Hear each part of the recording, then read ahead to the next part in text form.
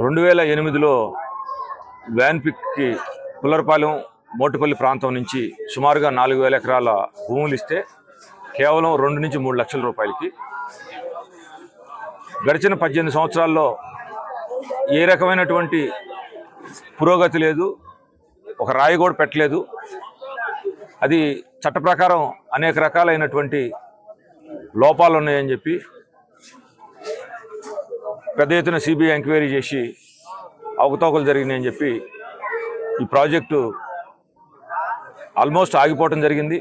అలానే వ్యాన్పిక్ ఏదైతే ఉందో ప్రజలందరికీ చాలామందికి తెలియదు ఏంటంటే ఇది G2G మోడ్లో వచ్చినటువంటి ప్రాజెక్టు. అంటే గవర్నమెంట్ టు గవర్నమెంట్, ఒక ప్రభుత్వం ఏమో ర్యాకు, ఇంకొక ప్రభుత్వం ఏమో ఆంధ్రప్రదేశ్ ప్రభుత్వం, ఉమ్మడి ఆంధ్రప్రదేశ్ ప్రభుత్వం. అయితే ఈ G2Gలో ఒక UAEలో ఉన్నటువంటి యునైటెడ్ అరబ్ ఎమిరేట్స్లో ఉన్నటువంటి వెసల్ అల్ ఖైమా అనేటటువంటి ఒక దేశం, చిన్న దేశం, మా పెట్టుబడులు మేము వెనక్కి తీసుకుంటాము, మాకు ఇవ్వమని చెప్పి వాళ్ళ ఇండియన్ పార్ట్నర్ అయినటువంటి వ్యాన్పిక్ ప్రసాద్ మీద లీగల్గా ఫైట్ చేసి ఆ డబ్బులు తీసుకునే ప్రయత్నం చేస్తున్నాడు. అంటే ప్రాజెక్టు చట్ట ప్రకారం ఆ రోజు ఉద్దేశించిన చట్ట ప్రకారం రాదని, ఆ ప్రాజెక్ట్ అక్రమం అని చెప్పి సిబిఐ కూడా కోర్టులో ఛార్జ్షీట్ ఫైల్ చేయడం జరిగింది. ఇందులో భాగంగా మేము ఈ 2 ప్రాంతాలకు సంబంధించి ఈ మోటుపల్లి పుల్లరపాలెం వ్యాన్పిక్ భూములు ఎవరైతే ఆ రోజు ఇచ్చామో వీళ్ళందరం కూడా ఒక కార్యాచరణ రూపొందించుకొని మొదటి దశలో అన్ని రాజకీయ పార్టీలను కలిసి, ఎందుకంటే ఆ రోజు తెలుగుదేశం పార్టీ 100% వ్యతిరేకించింది వ్యాన్పిక్ని, అలానే కాంగ్రెస్ పార్టీ ఈరోజు అంత క్రియాశీలకమైనటువంటి ఫెమిలియర్గా లేదు, వైసీపీ అనే రాజకీయ పార్టీని 2008లో లేదు. కాబట్టి ఇప్పుడు కమ్యూనిస్టులు 100% మద్దతు తెలియజేశారు ఆ రోజున. అందువలన మొదటి దశలో వీళ్ళందరినీ రాజకీయ పార్టీలను కలిపి ఈ ప్రాంతాన్ని ప్రాతిపదికగా తీసుకొని కులాలకి మతాలకి అతీతంగా పార్టీలని రిక్వెస్ట్ చేసి, అలానే తెలుగుదేశం పార్టీ అధినేతగా ఉన్నటువంటి వ్యక్తే ఇక్కడికి వచ్చి అనేకసార్లు ఈ ప్రాంతంలో పోరాటంలో పార్టిసిపేట్ చేసినటువంటి వ్యక్తి చంద్రబాబు నాయుడు గారు కూడా వ్యాన్పిక్ ప్రాజెక్టు జరిగేటప్పుడు అలానే తర్వాత కూడా వచ్చి ఏరువాక నిర్వహించి తను సపోర్ట్ చేశాడు. కాబట్టి ఆయన్ని కూడా ముఖ్యమంత్రి హోదాలో కలిసి ఇక్కడ కమిటీగా, రిజిస్టర్డ్ కమిటీగా ఏర్పడి వ్యాన్పిక్ భూముల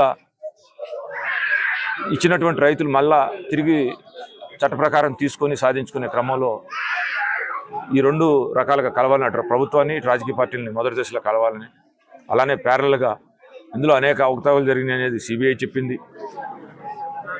పెద్ద పెద్ద హోదాల్లో, ఆ రోజు హోదాల్లో ఉన్నటువంటి వాళ్ళని ధర్మాన ప్రసాదరావు గారు, మోబిదేవ్ గారు మంత్రులుగా ఉండాలనే ఎక్యూజ్డ్గా చేయడం జరిగింది. జగన్ గారికి ఆ రోజు ఏం పదవి లేదు, అంటే రాజశేఖర రెడ్డి గారి కుమారుడుగానే పెట్టడం జరిగింది. అనేక లొసుగులు ఉన్నాయని ప్రభుత్వ దర్యాప్తు సంస్థలే చెప్పినప్పుడు ర్యాక్ G2G నుంచి విరమింపు చేసుకున్నప్పుడు 18 సంవత్సరాల నుంచి ఏ రకమైనటువంటి అభివృద్ధి జరగనప్పుడు, అలానే ఆ రోజు ప్రాజెక్టు పెట్టేటప్పుడు అనేక రకాలైనటువంటి హామీలు రిటర్న్గా నిమ్మగడ్డ ప్రసాద్ గారి తమ్ముడు నిమ్మగడ్డ ప్రకాష్, అలానే అప్పుడు డైరెక్టర్గా వ్యాన్పిక్లో ఉన్నటువంటి సానా సతీష్ ఇప్పుడు రాజ్యసభ సభ్యుడిగా తెలుగుదేశం పార్టీలో క్రియాశీలకంగా ఉన్నారు. వీళ్ళందరూ కూడా సంతకాలు పెట్టి ఇచ్చారు మేము ఇది చేస్తామని.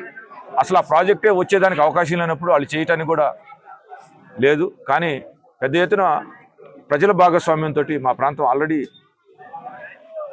అభివృద్ధిలో ఒక అడుగు ముందులోనే ఉంది అన్ని ప్రాంతాలతో పోల్చుకుంటే. ఆ భూములకు సంబంధించినటువంటి లీగల్ క్లియరెన్స్ ఇస్తే చట్ట ప్రకారం ఎంతైతే ఆ భూములకు చెల్లించాలో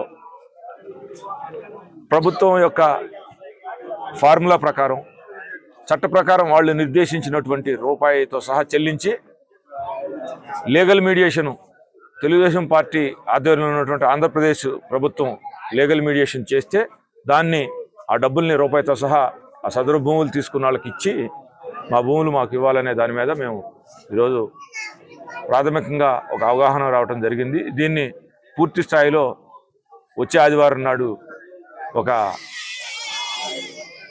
భూముల సాధన కమిటీ ఒకదాన్ని ఏర్పాటు చేసి రిజిస్టర్ చేయించి ముందుకెళ్లాలని చెప్పి ఈరోజు ప్రాథమికంగా నిర్ణయం తీసుకోవడం జరిగింది.